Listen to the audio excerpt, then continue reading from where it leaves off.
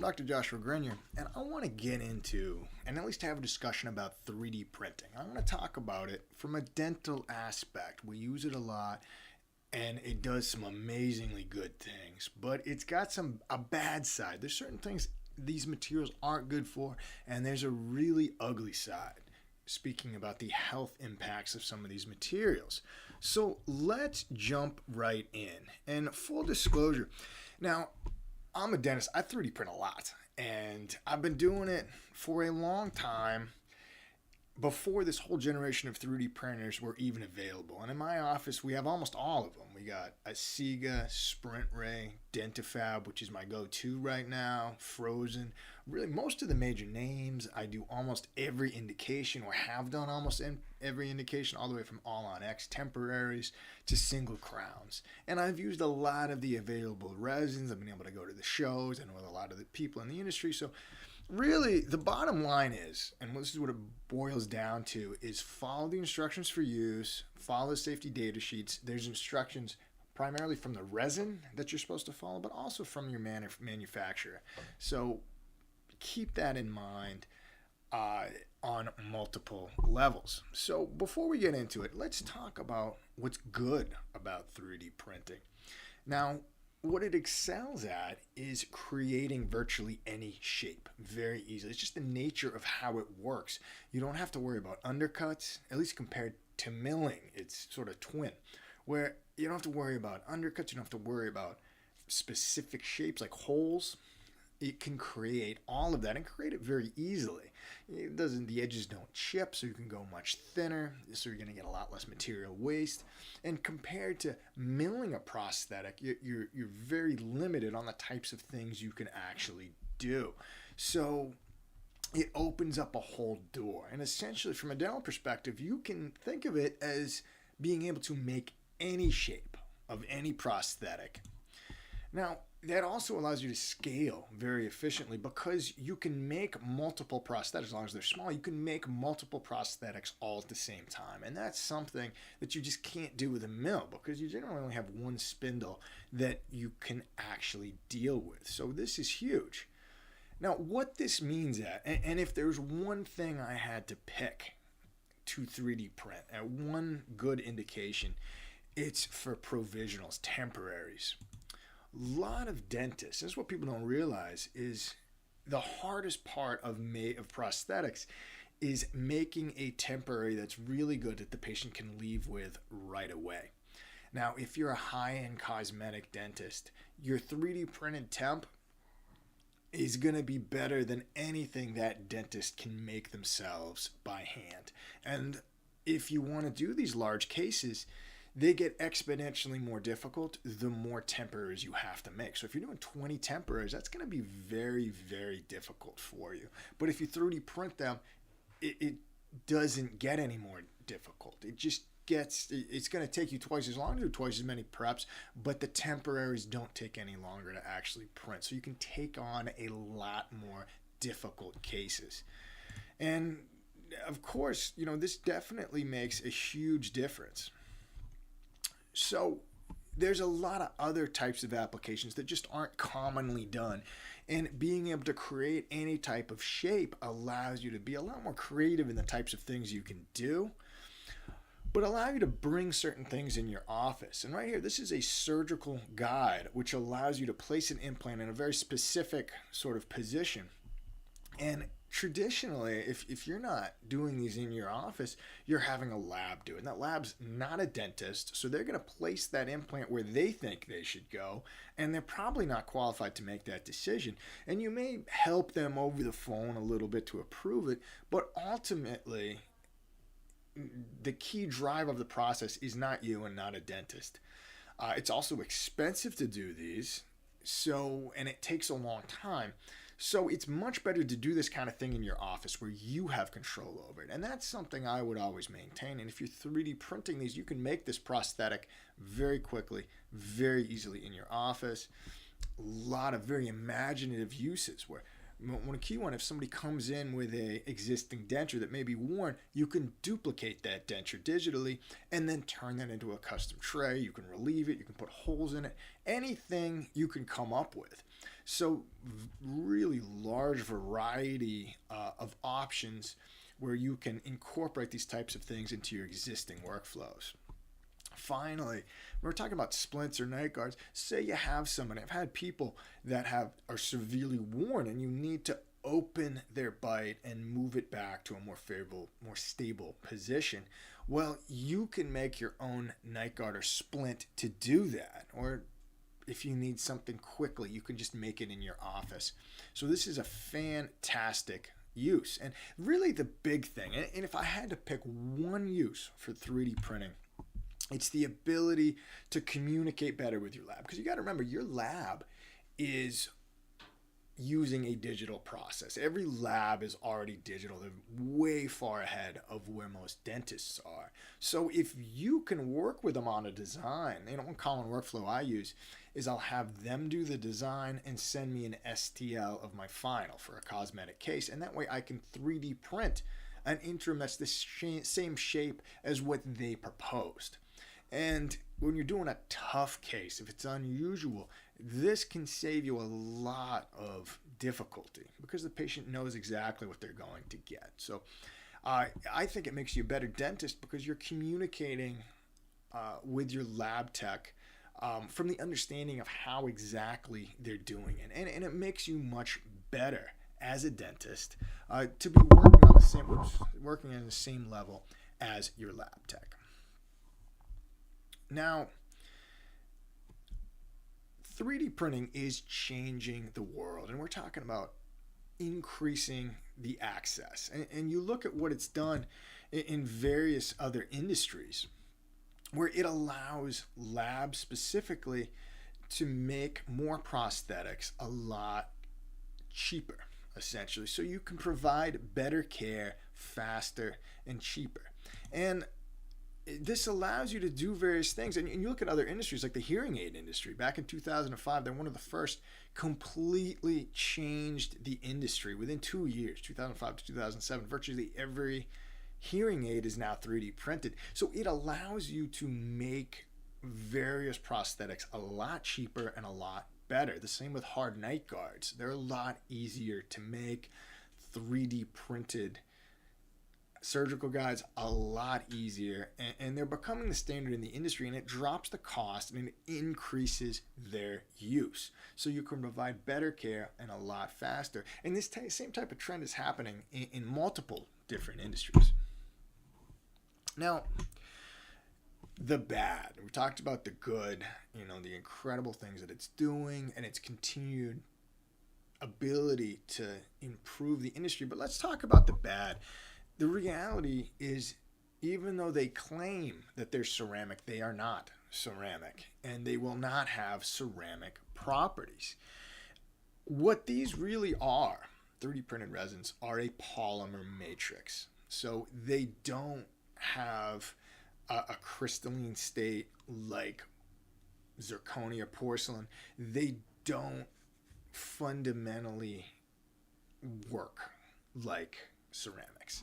And so they will not have these same type of properties as ceramics. They have filler, which increases their wear and makes them harder, increases their aesthetics.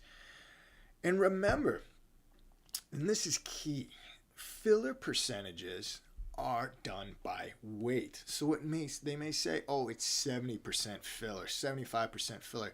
But remember, that's by weight. And filler, it weighs a lot more than resin.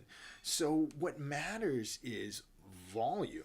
So if the ceramic or the printed resin is mostly resin, then it can be understood as being a mostly resin substance. It's not mostly ceramic. So those volume numbers are impressive, but you got to have the right mental model in your head. So the polymer matrix still dominates the resin, the material's behavior. It's not a ceramic, even if it says 70% ceramic. So a lot of these permanent resins are greater than 50% filler, but that's filler by weight. The actual reality of the material is it's still mostly polymer. So that material has limitations. Really, they're just not as strong. Even newer generations are incrementally better. There's various ways, but you're still not as strong as Emax. You're more like a lucite reinforcer. You're more like an Empress at best. So are these strong enough to actually use? Are they stiff as ceramics? And they're simply not.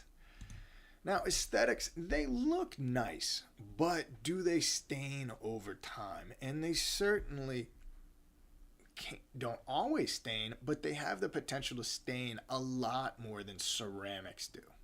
They have a softer finish. They don't maintain a gloss as well as a polished or even a glazed ceramic will. So longevity, yeah, they wear quicker. They don't look as good, and they have various other problems. Like, it's very hard to clean cement from around them because they are made of resin and you're using a resin cement. So that creates problems for you. Now, bonding. Now, this is something that you'll find, and people that do a lot of these will tend to agree. These composite, they're made of composite, so in theory, they would bond very well. But the reality is a little bit different. Because they're slightly flexible, that bond is constantly being challenged. Sort of like if you have two pieces of glass with water in between them, very hard to pry them apart. But if you have two pieces of paper that are wet, you just peel them apart. It's the same thing with resin. Even though it's incredibly bonded immediately in the short term, after it flexes, that bond starts to break down. And they've seen this trend throughout the industry for a long time. So they don't hold up. And there's various ways to accommodate this. And one I might add is, we used to use, we didn't used to have bonding. So we used to get metal restorations to stick to teeth with terrible bonding agents based in the 80s. And we're talking about fundamentals of fixed prosthodontics. So you can add various grooves and shapes and stuff like that to make them stick better. But you have to go old school on these. And I would urge anyone that's doing 3D printed restorations and trying to do them as tempers, if you're doing inlays, onlays, to revisit your old school way. These restorations, because they don't undermill and undermill, fit in these shapes very, very well. So revisit that. Add your grooves, your attention. There's a real science to it.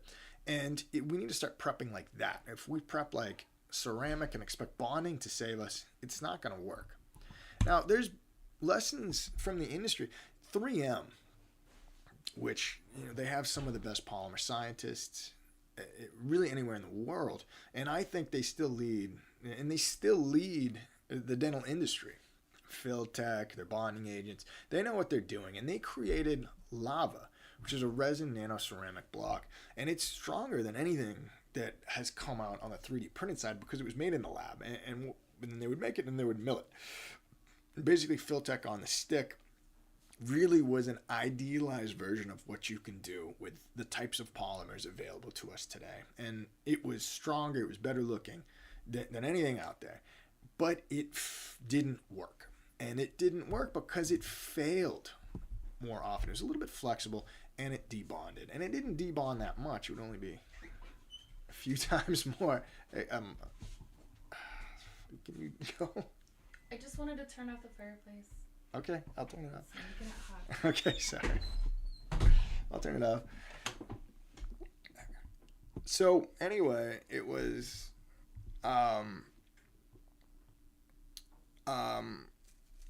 what we're doing here is these incredible thing is so it released this block failed a lot. And the problem with it failing is, again, it was the same thing. It was flexible, and there's also issues with the bonding strength as well.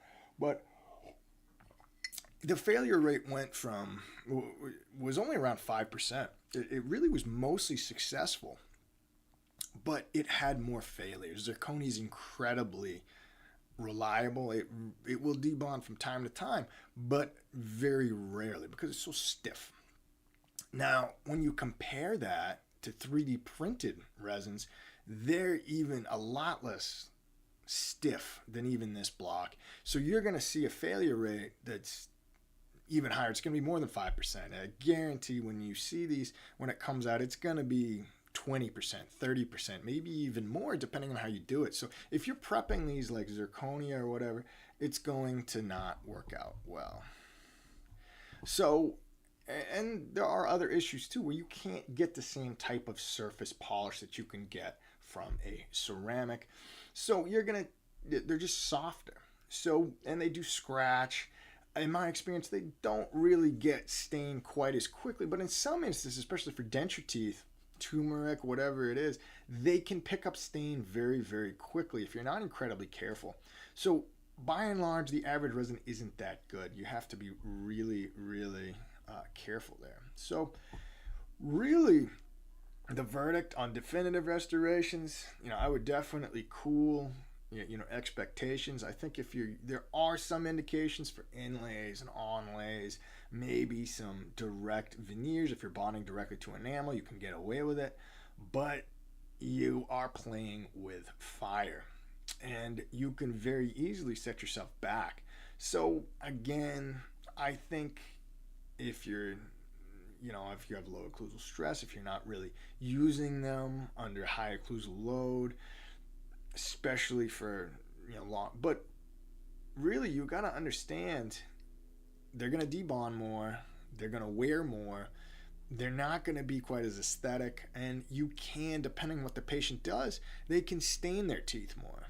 And I'll admit, in all truth, I've had some patients, I've done some direct veneers on smokers. And what happens is they pick up a stain and then it actually makes them match really well because all the teeth are stained. So that's not always an issue. It's not always that simple. But you got to understand, it is, generally speaking, inferior restoration. Now, let's get a little bit more into the ugly health and safety standards. And this is something that I think nobody really talks about, but is incredibly important. The bottom line is these resins contain a lot of things that are incredibly bad for you. Now, they have a whole cocktail. What they are is they've got a whole lot of monomers. They have oligomers, which are sort of like chains or larger pieces of monomers. And then they have photoinitiators, which are highly reactive substances that when light shines on them, they catalyze this reaction. So the reality is, when they're uncured, these will interrupt and be highly reactive. So they can create a very unpredictable variety of chemical effects on living tissue or on anything they touch. So they're dangerous. They're flagged. I've seen people develop allergies to these, skin allergies that are quite severe, very quickly. It's presumable that they could also develop respiratory issues with these, although I haven't seen that. It makes a lot of sense. And I believe likely it is a result. So these resins, everyone are talking about, it's just an irritant. But it's more than that. It actually, some of these chemicals, TPO in particular, a very common one is, and it causes reproductive toxicity. At least it's been shown to in animal models. And if you look way, way back, we were talking about, they're sort of estrogen mimickers, which can have very detrimental effects down the road. So these are very much substances of concern, and there are a lot of them in various resins, including sprint rays, and probably many others. So when you look at the risks of it, again, TPO is labeled suspected of damaging fertility, allergies, and it causes, and it may have long-term risks as well. So, this is a big deal, and this isn't the only one of concern. There's many other types of chemicals that are in these things. And remember, and this is important to note, is that in the U.S., now, they are much less stringent. So in Europe, a lot of the resins out of Europe are actually very strict. So substances that are of concern are, often not allowed. And I've been to trade shows where they talk about the European resin manufacturers feel like they're being held back. And part of that, and that's maybe one of the reasons why you don't see many permanent restorations out of Europe, because they're not allowed to use some of the things that American resin are able to use. Some of the stuff that's in Onyx and all these other things that are probably really, really bad for you or of high concern. So that's something to bear in mind when you handle these. So the dust, obviously, it is quite bad. There are certainly, they smell, especially if you're leaving them on. The alcohol itself dissolves, so it dissolves some of it, but then the alcohol itself dissolves. So then you have it continually released. So, and then you look at them, there's, some leading people that recommend hand finishing these. So, with a burr. And then you also have a little bit of extra resin on these that needs to be removed. And how are you going to do that? Where your support used to be? Well, then you have to grind down this uncured resin, which means you're going to be breathing in all of this stuff. And presumably, based on what I just said, that might be really, really bad for you or whoever does it. And, most people that have these are not putting them in the type of ventilation that they probably should be done. It's really, these things are as bad, as you might expect, as everything I've said, but they buy a printer and then they just put it in a room and they don't really, and then they leave exposed resin out all the time, and that might be a really bad thing. Now, you can't really use water. You can try to use water, but you're generally going to want to do this in the uncured state. And that means you're going to end up inhaling some of this. So it's difficult. Now, if you look online, when you're talking about using these, if you soak them the way they're supposed to be soaked in isopropyl alcohol, it's going to dissolve these and they're going to get a frosted appearance. So these resin companies are actually recommending to skip that and just manually finish and just sort of wipe it off. Now, if you do that, which you have to do permanent restorations, or it's going to be frosted, it's going to look terrible, that leads to problems. So again, you can try to do something creative on your own. You can try to add some type of substance to the outside, but you're still going to run into that problem. So, and yes, before post-curing, these uncured do have TPO initiated levels that are above toxicological safety limits. So how you finish these does make them safe, and you can, and they do, even with proper, there is some residual TPO in these, and there's other leachable chemicals as well. So it's at low levels if done properly. Now, there is a training factor, and there's actually studies that, it will kill. It's still dangerous to aquatic life if dumped down the sink. And there's a lot of these things. So again, you really got to give it the respect it deserves. You should be using gloves. Avoid contact with skin because you will develop an allergy to this. Train your team. Your team will develop an allergy to these things. And, remember, you can have an issue. So don't get lax. Give this stuff the respect it deserves. And you can see, not just me, but other people have this issue here. Now, waste disposal, most folks aren't necessarily putting these in hazardous waste, but they definitely are. You can't put them down the sink. And again, ideally you would want to cure leftover resin, make sure it's solid, but you're going to do that every time. And liquid resin or solvent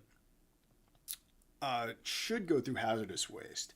They're not easy to recycle or deal with. And remember, these are or have been shown to be substance. There's components that are toxic to aquatic life. They will cause birth defects in zebrafish embryos is what they tested. But it gives you an idea that these things really aren't that good.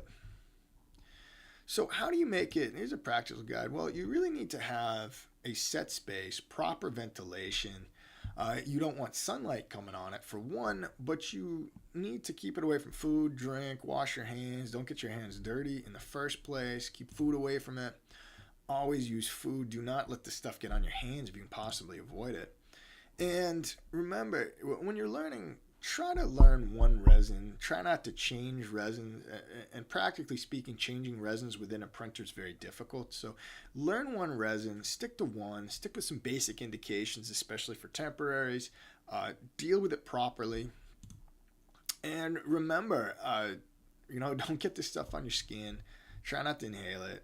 And remember, fundamentally what these things are is, they're methacrylate resins. They're basically composite. They're very similar to flowable composite. They have a lot of the same components where you have these monomers that may have branched chains on them. They may even have sort of functional monomers, which can have glass on them on top of. They have larger pieces of monomers that all come together. And there's a large amount of them. And they all have different names, UDMA, PEGMA. A lot of BIS-GMA is almost universal, ubiquitous in dental composites. And they also have those photoinitiators, which I already discussed, like TPO, and there's many others. They have pigments and dyes. They have an assortment of filler molecules, will give them different strength. And now, really, it's sort of like a cookbook. There's a recipe. But you can only make them so strong because you're just dealing with various types of resins. So you're somewhat capped with what you can actually do. Now, 3D printers, this is actually a little inaccurate. Most composites use a slightly different wavelength, looking at 450. Basic 3D printers are more in the 405. So it's a slightly shorter wavelength. And these are like Frozens. These are more the hobbyist ones. But a lot of the higher end printers or more printers are 385, which is an even shorter wavelength. Doesn't actually penetrate as far, but you can get a much more accurate print. So TPO, again, very common. These absorb light and react to free radicals. And that's what happens. And these radicals are strong enough to break up carbon-carbon double bonds, which is difficult to do. And once this is bonding, it makes them reactive, and then they form further chains. And it's almost like a spaghetti where these chains branch off and form these highly cross-linked structures. And that's what gives it its polymer strength. Now, really, when you look at what this has done, it's changed a lot of things in the industry where all of a sudden, one of the limiting factors is designing these things. Especially if you're a dentist, certain shapes, the ability to design these things from a CAD perspective is increasing, and there's a large amount of AI that's starting to be rolled out that can design these prosthetics for people, or at least propose designs. It's already very good at crowns. It's getting into hard night guards. And it's getting into smile design. It will eventually be able to do things like dentures. But we are getting further and further away from just carving on wax. And the result is, the other thing is when people start doing permanent crowns in office, right now they're not treated like dental labs. But it may get to the point where, you are held to the same standard as a dental lab might be if you're creating a lot of them. And that's something that could be of concern. Right now it's not really enforced, but in the future it may be. Even though, it has some huge strength. It reduces wait times, and it really allows dentists to communicate on the same level as their prosthetics. Now, 3D printing, and it really does, just to wrap it all up or begin to wrap it all up, 3D printing has the potential to improve patient outcomes. So you can make devices a lot faster and a lot lower cost that are specific shapes. So if you're doing something, especially a provisional, it's absolutely perfect. And there's a lot of other fields, clear aligners. It probably is a matter of time before something comes along that will allow you to 3D print aligners that are quite good. Or you can at least 3D print the model that your own clear aligner goes on. So, eventually, especially as designs improve, you'll be able to do more and more things. Partial dentures are already getting quite good, but the barrier is design. As that barrier for design starts to drop, it'll be easier and easier to 3D print, these various things. Now, remember, the hearing aid industry is an example where, I can't imagine what it would be like if you dragged your feet, but within 2 years, 500 days, it completely revolutionized the whole industry. And it's not quite doing it. It's been around for a lot more than 500 days in dental, but you got to start to realize how quickly, when technology reaches a certain threshold, design reaches a certain threshold, the resins maybe get a little bit better, or they completely change. They come out with a new type of resin, like 3D printed zirconia. It can absolutely change. The entire industry can go from here to here in a relatively short amount of time. So it's important to pay attention to what's going on. So future directions, again, we just talked about this, improved materials. I'm not convinced 3D printed resins are going to get that much further than they're at right now. They may improve, but fundamentally the chemistry, I use a lot of resins every day, most dentists do, and if 3M can't figure out how to get them past a certain point, if Filtech is the best 3M can do, I don't think we're going to do a whole lot better. It's just part of the nature of the materials that you use. You can change the result, but you're not going to get a radically different behavior from a polymerized resin. Now, there are people that are 3D printing already now. There's Ultra Grenier out of Boston Microfabrication, where you can 3D print a zirconia. You then have to sinter that zirconia, but that's huge. And they're already using this technology to do thin veneers. And, there are some units out there that can automatically do absolutely everything of the step, and it just spits out your final. Now, remember, these can, as you scale up, printers, they're getting larger. You can now 3D print an entire denture in one piece, and it can do different colors as well. So there's a variety of other printers out there now. There's a lot of resins that are on the market that are coming down, and it just is a matter of cost and technology and what people actually use. So things are maturing rapidly. So the conclusion is, again, the good is phenomenal. The good is going to revolutionize the industry. And as soon as something comes along, and it already has, it's going to absolutely take over and change the industry, just like it did with the hearing aid industry. It's doing with the rocketry industry now, where certain components are much better to be 3D printed. The bad is, you got to remember, these materials right now are limited. You're limited by the material that you can actually use. And it's not appropriate to apply them to absolutely everything. Now, the ugly is that some of these materials do have serious health consequences. You're putting them in people's mouths. You're also handling them on a daily basis. And it's important to be aware of what's actually in these. So remember, I would recommend focusing on things that are easy. Interims, number one, first and foremost. It's the most useful thing you can use it for. You can use it for guides. You can use it for splints as well. Focus on that if you want to do interim dentures, interim partial dentures, flippers, all really nice things. But remember, master one resin protocol and then keep after it. And respect what you're dealing with. Keep working at it. Keep discussing it. And remember, this industry is not stuck. It's going to move rapidly forward. So you got to take CE and keep up. So anyway, this concludes my presentation. Thank you. So I'm going to probably do more of these. I hope I'm going to record this. Probably nobody watched, but I'm going to record this And then hopefully get in more of a routine of doing these more sort of every day, 6 a.m. I'll do a quick little